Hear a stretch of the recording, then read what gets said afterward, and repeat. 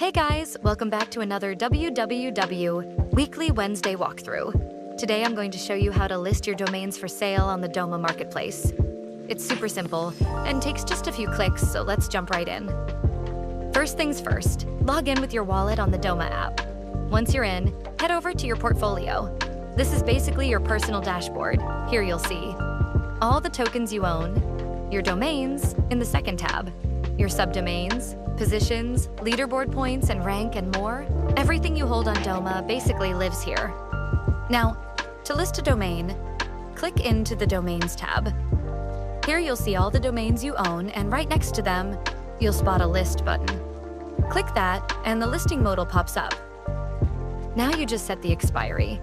That's how long your listing will stay live. Enter your listing price and confirm the transaction with your wallet.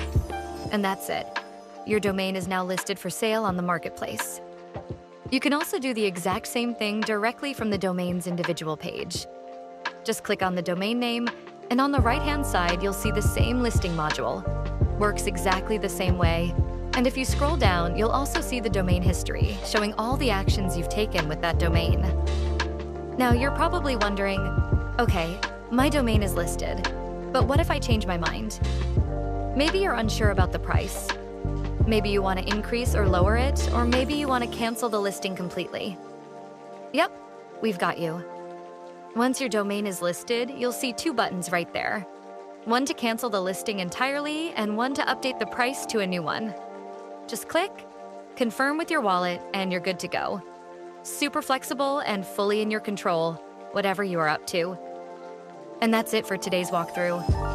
If this helped, give this video a thumbs up and make sure to follow us on X for more updates, product drops, and everything happening in the world of DomainFi. See you next Wednesday.